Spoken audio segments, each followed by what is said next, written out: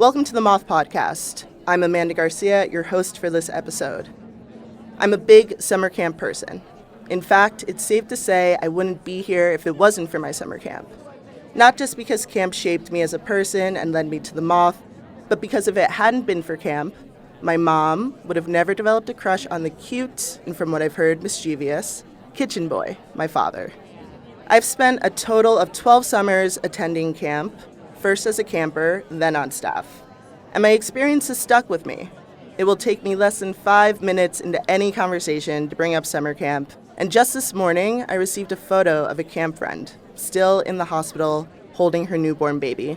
And my indoctrination into camp culture began long before I ever stepped onto those 700 acres in southeast Connecticut when I was 11.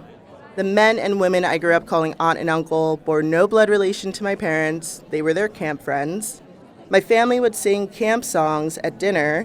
I knew how to build a fire at a young age, and my first summer at Incarnation Camp was a big deal.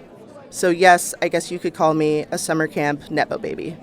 But even if you haven't spent your summers competing in color wars or making beaded friendship bracelets, camp serves as this perfect storm of awkwardness and hormones that make it a great backdrop for stories and memories. On this episode, we've got 2 stories all about summer camp and what you take away from it when summer ends. First up is Jean Spindler. She told this at an Ann Arbor Story Slam, where the theme of the night was Without a Net. Here's Jean, live at the Moth.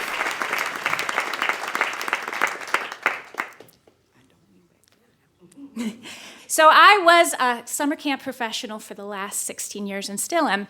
And for 8 of those years, I was a program director at a co-ed overnight camp in the beautiful state of Maine next to this gorgeous lake. And, as a program director, one of the things that I got to do was basically plan all the fun. I was the master of fun, and I was the controller of organized chaos, which I loved. Best job in the world. And maybe my favorite part of the job was pranks. Not mean pranks, not bad pranks, but just pranks that make you feel alive. I was a quiet kid. I was a quiet kid in school, and even when I went to Girl Scout camp when I was a kid, I really wanted to do color guard. And flag raising ceremony was really cool, and I'm like, please, pick me. My arm was out of the socket, and they're like, oh, Jean, oh, no, you're too quiet. And I'm like, no, I can be loud. I'm comfortable quiet, but I can be loud when I want to. And pranks made me feel powerful. They made me feel like, you don't know who I am, but I'm out to get you. And so I promoted this amongst our staff. We always knew what the kids were up to. We still got to be safe. But I said, if you want them to remember you 20 years from now, you got to help them plan the biggest, most epic, most amazing prank ever. And I've seen some good ones. Most of them resonated around stealing my mascot, Buttermilk, the amazing rubber stunt chicken, could jump through a flaming hula hoop and shoot itself out of a cannon. They would kidnap it. I have 10 different ransom letters. It's wonderful.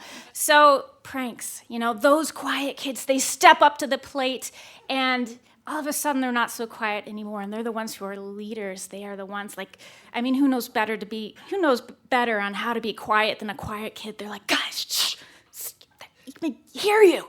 So one of my favorite pranks was led by a counselor named Jeff, and Jeff was like the counselor of counselors. Everybody wanted to be in Jeff's cabin, and he had a cabin of 8-year-old boys about this big. So not very big, not very strong.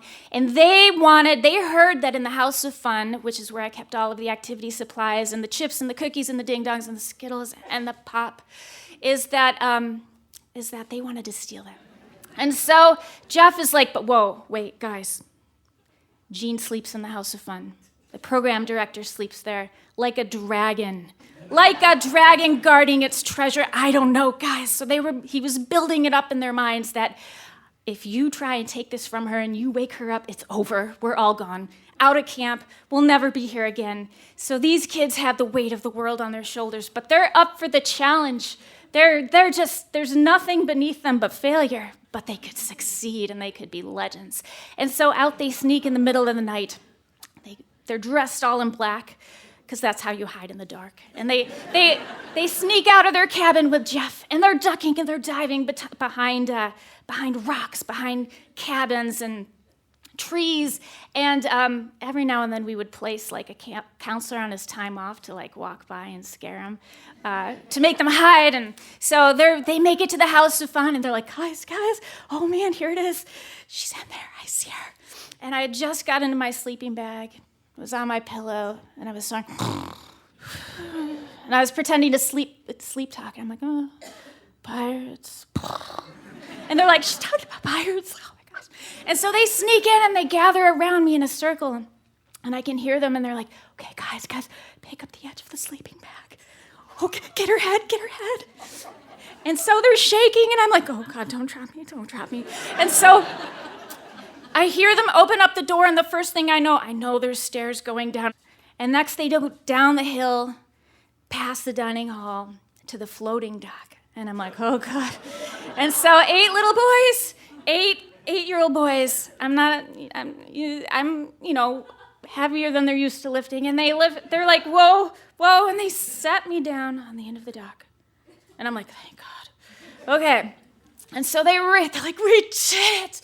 And they are so geeked. But they're like, shh, guys, we can't be hard. And so they race back up to the House of Fun, and they loot it for all it's worth.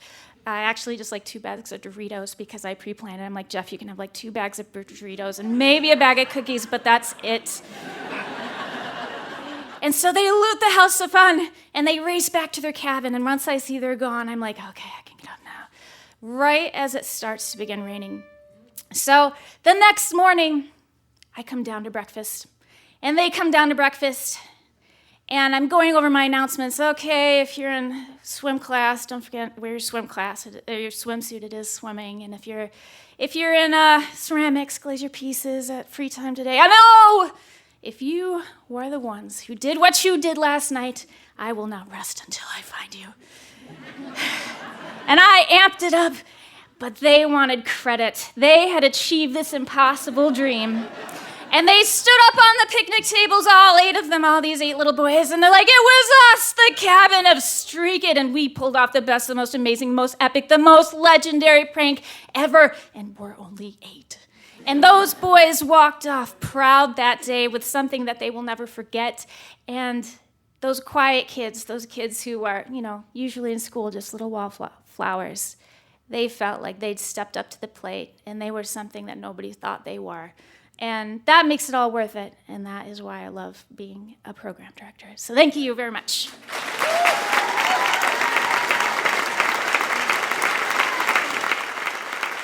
That was Jean Spindler. Jean worked for summer camps for 18 years.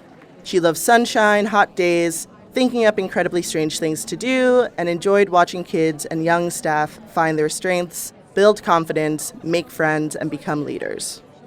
If you'd like pictures of Jean at summer camp, just go to themoth.org/extras. We'll have some fun summer camp pics on our website. Up next is Liz Kreppel. She told this at a Dallas Story Slam where the theme of the night was drive. A note that this story talks about lice, just a warning for any people that are icked out by bugs. Here's Liz live at the Moth.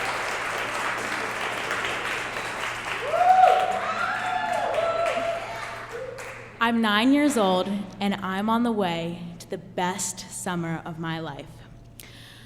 I'm on the bus, driving 8 hours to go to Camp Madpanai, all girls Jewish summer camp, think Parent Traps on steroids.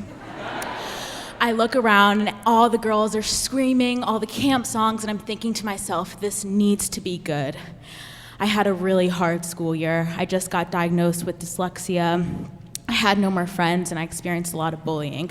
So this summer had to be good.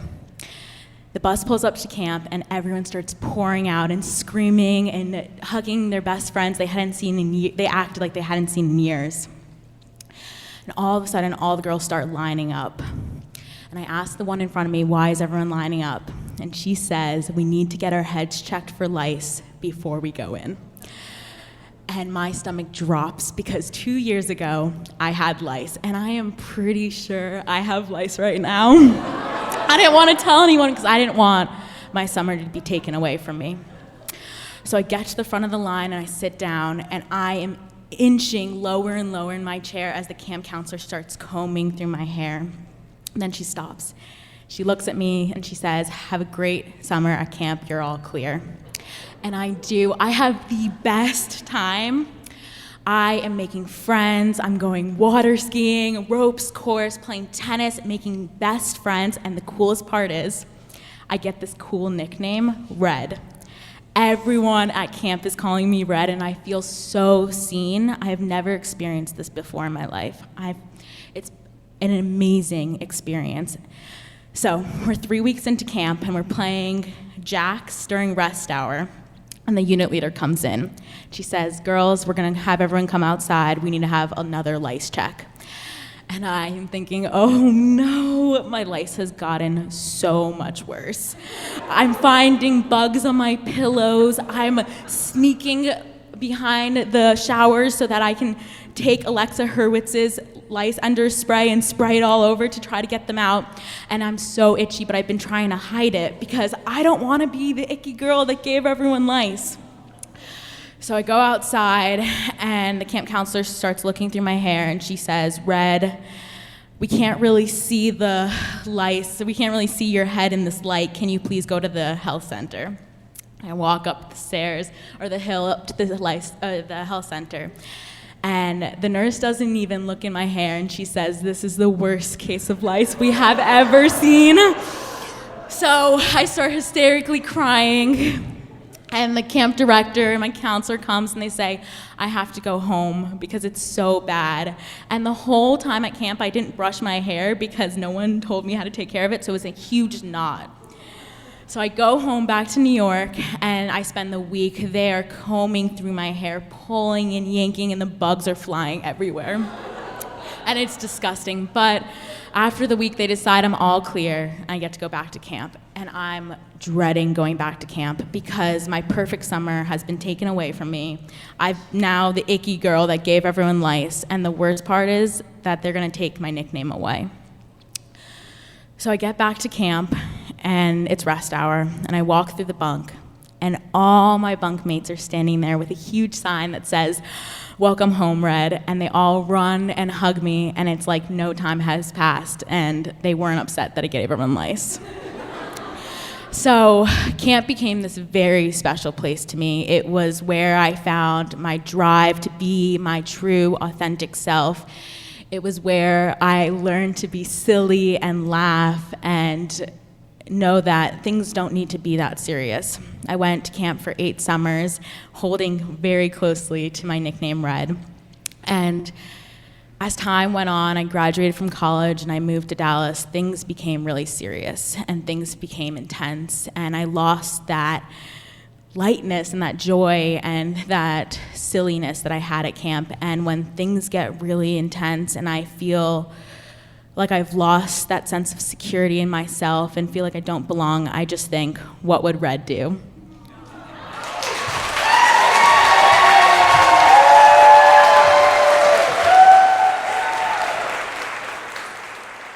That was Liz Kreppel.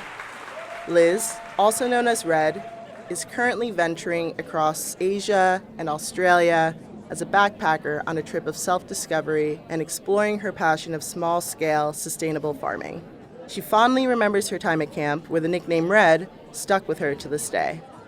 If you'd like to see a photo of Liz at summer camp with her extremely red hair, just go to themoth.org/extras. That's it for this episode.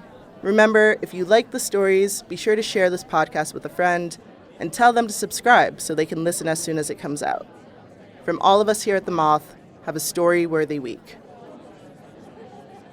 Born and raised in Warwick, New York, Amanda Garcia's favorite part of growing up was the sleepaway camp she attended every summer in Connecticut. She first discovered the Moth Radio Hour while doing laundry, and it incentivized her to make the chore a weekly routine. One of her favorite things about the New York experience is overhearing strangers share their stories with one another on the subway. This episode of the Moth Podcast was produced by Sarah Austin Jeunesse, Sarah Jane Johnson, and me, Mark Solinger.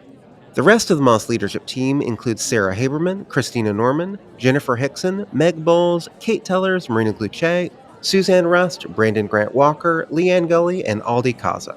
The Moth would like to thank its supporters and listeners. Stories like these are made possible by community giving.